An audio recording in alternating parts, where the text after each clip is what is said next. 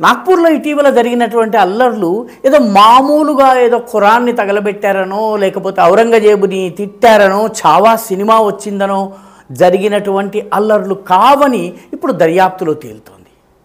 బంగ్లాదేశ్లో ఉన్నటువంటి 90కి పైగా సోషల్ మీడియా హ్యాండిల్స్ నుంచి ఏకబిగిన ప్రచారం జరిగింది. ఎలా దాడి చేయాలి, ఎక్కడ దాడి చేయాలి, ఏ నినాదాలు ఇవ్వాలి, ఏ ఏరియాల్లోకి వెళ్ళాలి, ఏ వాహనాల్ని టార్గెట్ చేయాలి, ఆ వాహనాల్ని ఎలా గుర్తించాలి, అవి హిందువులవా ముస్లింలవా, ఇవన్నీ కూడాను బంగ్లాదేశ్ ఐపీ అడ్రస్ ఉన్నటువంటి సోషల్ మీడియా హ్యాండిల్స్ నుంచి చెప్పడం జరిగింది.